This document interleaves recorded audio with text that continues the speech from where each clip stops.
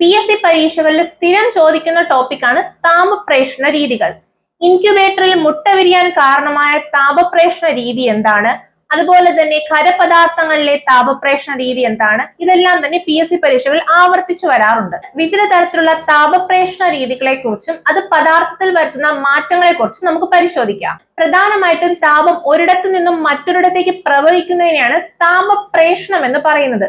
ഈ താപപ്രേഷണം തന്നെ 3 രീതിയിലാണുള്ളത്: ചാലനം, സംവഹനം, വികിരണം എന്നിങ്ങനെ. പദാർത്ഥങ്ങൾക്ക് 3 അവസ്ഥയുണ്ടെന്ന് പറഞ്ഞല്ലോ: ഖരം, ദ്രാവകം, വാതകം. ഈ ഓരോ അവസ്ഥയിലും ഏത് രീതിയിലാണ് താപപ്രേഷണം നടത്തുന്നതെന്ന് നോക്കാം. ഖരപദാർത്ഥങ്ങളിലെ താപപ്രേഷണ രീതിയാണ് ചാലനം.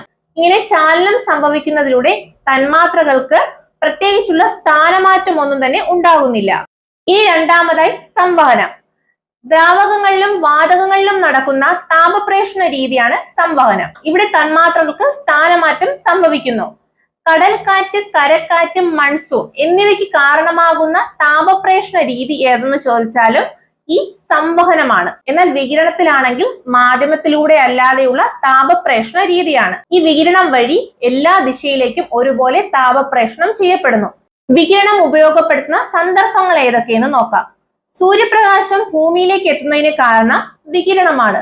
കൂടാതെ ഇൻക്യുബേറ്ററിൽ മുട്ട വിരിയുവാൻ കാരണവും ബൾബിന് ചുവട്ടിൽ നിൽക്കുമ്പോൾ ചൂട് അനുഭവപ്പെടാനുള്ള കാരണവും ചോദിച്ചാൽ അതും ഈ വികിരണം തന്നെയാണ്. ഇതുപോലുള്ള PSC അപ്ഡേറ്റ്സിനായി ഈ പേജ് ഒന്ന് ഫോളോ ചെയ്ത് വെച്ചോളൂ.